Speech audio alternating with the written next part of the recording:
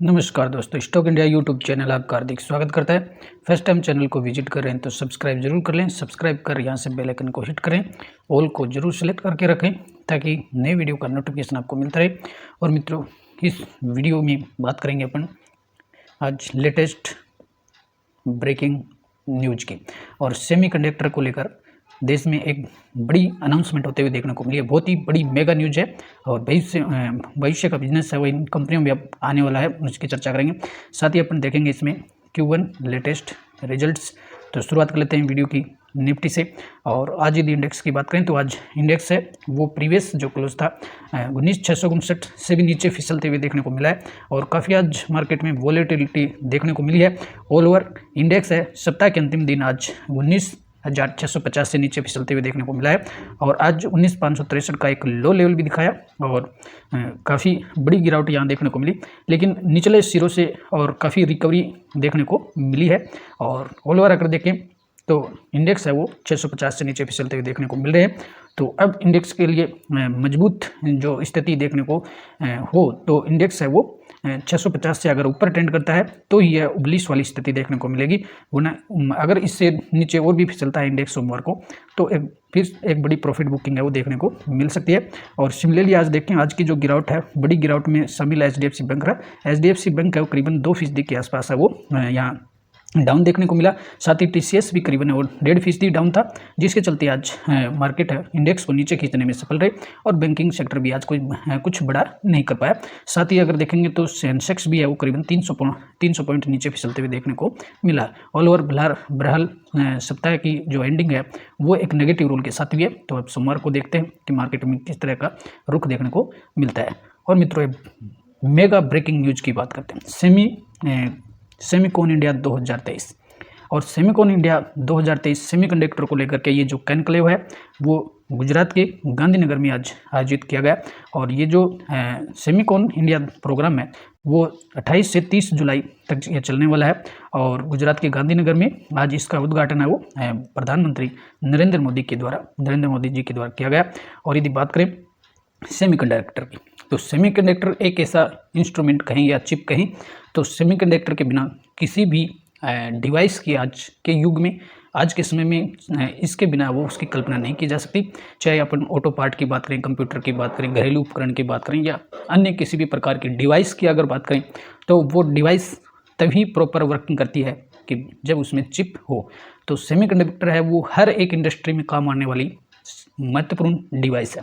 तो इसी डिवाइस को लेकर के और आज सेमीकॉन इंडिया 2023 है वो पिछले कई सालों से आयोजित किया जा रहा है, ताकि सेमीकॉन इंडिया का उद्देश्य है ये है कि जो भारत सरकार है वो सेमीकंडक्टर्स को लेकर के और सेमीकंडक्टर में देश है वो आत्मनिर्भर होने और सेमीकंडक्टर का प्रोडक्शन देश के अंदर ही हो।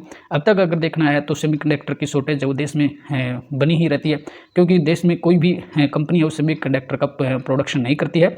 इस वजह से सेमीकंडक्टर पर देश है वो केवल इम्पोर्ट पर निर्भर करता है। तो अब देश है वो इस कदम को लेकर के सेमीकंडक्टर के मामले में काफ़ी आगे बढ़ चुका है और सेमीकंडक्टर का प्रोडक्शन अब इंडिया में ही होने वाला। इसको लेकर के आज बड़ी एक घोषणा हुई है। प्राइम मिनिस्टर नरेंद्र मोदी ने आज कहा कि सेमीकॉन इंडिया 2023 जो गांधीनगर में आयोजित किया जा रहा है कि इंडिया कभी भी डिसअपॉइंट नहीं हुआ। इंडिया नेवर डिसअपॉइंट एनीवन, और कभी भी निराश नहीं हुआ। और ये सेमीकंडक्टर को लेकर के थी कि अब तक देश है वो सेमीकंडक्टर में दूसरे देशों पर निर्भर था, इम्पोर्ट पर निर्भर था, जिसकी वजह से ऑटो सेक्टर कहें या दूसरे कई सेक्टर कहें उनमें एक स्लो डाउन देखने को मिला है। इसके चिप शॉर्टेज की वजह से वो गाड़ियों का प्रोडक्शन रुक जाता है, अन्य इंडस्ट्रीज का काम है वो भी रुक जाता है। लेकिन आज प्रधानमंत्री ने और इस सम्मेलन के द्वारा बड़ी घोषणा की है। साथ में एक बड़ी घोषणा ये हुई है कि अमेरिका की और सेमीकंडक्टर चिप बनाने वाली जो सबसे बड़ी कंपनी का है AMD, और AMD ने आज बड़ी अनाउंसमेंट की है इंडिया को लेकर के। और आज सेमीकंडक्टर बनाने वाली अमेरिका की जो बड़ी कंपनी है AMD, इसने भारत में अगले 5 सालों में 40 करोड़ डॉलर, तकरीबन 3,290 करोड़ डॉलर का निवेश करने का प्लान आज इस कॉन्क्लेव सेमीकॉन 2023 में आज ये बड़ा अनाउंसमेंट है वो AMD के द्वारा किया गया। कंपनी ये निवेश अपने बेंगलुरु के प्लांट में करने जा रही है। साथ ही इसमें 3,000 इंजीनियरों की इसमें भर्ती भी होगी और एक बड़ा रोजगार है वो यहाँ क्रिएट होगा। कंपनी ने सेमिकॉन इंडिया 2023 में ये आज ऐलान किया है, जिसके चलते आज काफ़ी पॉजिटिवली रुख है वो सेमीकंडक्टर स्टॉक्स में देखने को मिला है। और AMD के वाइस जो प्रेसिडेंट और चीफ टेक्नोलॉजी ऑफिसर हैं CTO मार्क पेपरमास्टर ने कहा कि कंपनी भारत में अगले 5 सालों में तकरीबन $40 करोड़ रेवेन्यू निवेश करने जा रही है। हम बेंगलुरु में अपना सबसे बड़ा रिसर्च एंड डेवलपमेंट सेंटर खोलेंगे। यह सेंटर इस साल के ख़त्म होने से पहले खुल जाएगा, यानी वर्ष 2023 के एंड तक है वो ये इनका जो प्रोडक्शन है चिप प्रोडक्शन का प्लांट है वो ओपन होगा। कंपनी 2028 के अंत तक 3000 और इंजीनियरों की है वो वैकेंसी है वो करेगी। साथ ही अगर बात करें तो AMD के CTO ने कहा कि AMD के पास अपनी इंडस्ट्री से जुड़ा काफ़ी बड़ा product portfolio, artificial intelligence, networking और 6G का विस्तार होने से कंपनी की ग्रोथ काफ़ी तेज हुई है। हम भारत के सेमीकंडक्टर मिशन में मदद और इनोवेशन को बढ़ावा देने के लिए प्रतिबद्ध हैं। आज गुजरात की राजधानी गांधीनगर में आयोजित सेमीकंडक्टर सम्मेलन में AMD और कई कंपनियों ने इस सम्मेलन में भाग लिया। AMD, माइक्रोन, कैडेंस, लैम समेत कई दिग्गज कंपनियों आज इस प्रोग्राम में हिस्सा लिया, जिसका उद्घाटन आज प्रधानमंत्री नरेंद्र मोदी ने किया था। साथ ही सम्मेलन में केंद्रीय मंत्री SV वैष्णव ने कहा कि सेमीकंडक्टर बुनियादी इंडस्ट्री है। अगर हमारे पास ये टेक्नोलॉजी है तो कई सेक्टर में इसका है वो एडवांटेज हमें मिल सकता है। सेमीकंडक्टर की अगर की बात करें तो आज खेती से लेकर के मोबाइल, कार, फ्रिज हर एक डिवाइस में ये उपयोगी होती है। सेमीकंडक्टर के लिए अनुकूल सिस्टम है वो तैयार करने के लिए प्रधानमंत्री मोदी हमेशा मार्गदर्शक की भूमिका में रहते हैं। तो आज केंद्रीय मंत्री अश्विनी वैष्णव का भी ये पॉजिटिव बयान देखने को मिला।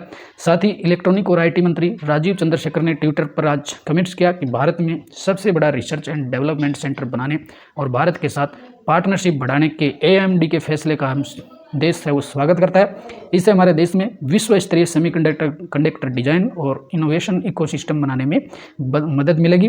अब देश है कुल मिलाकर के आज के इस न्यूज़ के चलते इस न्यूज़ से अपन देश है अब सेमीकंडक्टर के मामले में है वो एक आत्मनिर्भर बनने की दिशा की ओर अग्रसर हो रहा है।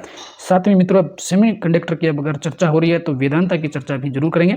वेदांता का जो स्टॉक्स आज करीबन आधी फीसदी के तेजी के साथ है वो 278 पर देखने को मिल रहा है। और वेदांता की चर्चा इसलिए कर रहे हैं कि पिछले दिनों वेदांता के जो CEO हैं और चेयरमैन है मिस्टर अनिल अग्रवाल, इन्होंने पिछले दिनों एक जो ताइवान की कंपनी के फॉक्सवैगन के साथ जो इनका जो एग्रीमेंट हुआ था या इनके साथ जो OMU होने वाला था वो सेमीकंडक्टर को लेकर के था, जिसे बाद में फॉक्सवैगन ने किनारा कर लिया था और इसके साथ जो OMU था वो लगाने से मना कर दिया था।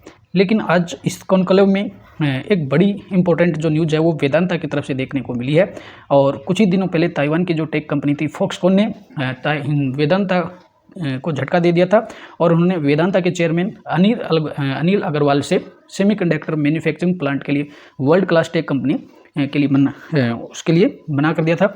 लेकिन आज वेदांता के चेयरमैन अनिल अग्रवाल ने इसी कॉन्क्लेव सेमी फॉक्स 2023 में आज कहा कि उन्हें सेमीकंडक्टर मैन्युफैक्चरिंग प्लांट के लिए वर्ल्ड क्लास टेक कंपनी मिल चुकी है। अनिल अग्रवाल ने आज बताया कि कंपनी है वो नए पार्टनर के साथ एक समझौता करने की कोशिश में है। और साथ ही अनिल अग्रवाल ने यह कहा कि गुजरात है वो सेमीकंडक्टर हब के तौर पर उभर रहा है और गुजरात में भारत का सिलिकॉन वैली बनने की एक पूरी तैयारी या पूरी क्षमता रखता है। तो मित्रों, आज वेदांता के अनिल अग्रवाल की तरफ से एक बड़ी न्यूज आज ये देखने को मिली है। और साथ ही सेमीकॉन 2023 में भी एक ये जो बड़ा इन्वेस्टमेंट अमेरिकी कंपनी AMD के द्वारा होने वाला है। तो आने वाले समय में सेमीकंडक्टर के मामले में देश है वो आत्मनिर्भर होगा और सेमीकंडक्टर का जो मैन्युफैक्चरिंग है वो मेड इन इंडिया होगी और इसका फ़ायदा है वो घरेलू इंडस्ट्रीज को होगा, जिसमें ऑटो है, कंप्यूटर सेक्टर है, IT सेक्टर है और अन्य जो सभी जो और मध्यम श्रेणी के जो उद्योग हैं उन सभी में चिप का प्रयोग है वो चिप का जो उपयोग है वो बड़े लेवल पर होता है, जिसका फायदा देश की घरेलू फैक्ट्रियों को, घरेलू इंडस्ट्रीज को होने वाला है।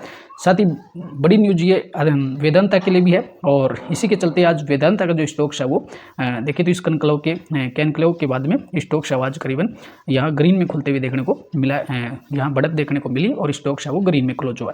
तो अब वेदांता के लिए एक संजीवनी साबित होता है कि आगे देखते हैं कि ये डील आगे वेदांता को कौन बड़ा पार्टनर मिला है चिप के मैन्युफैक्चरिंग के लिए।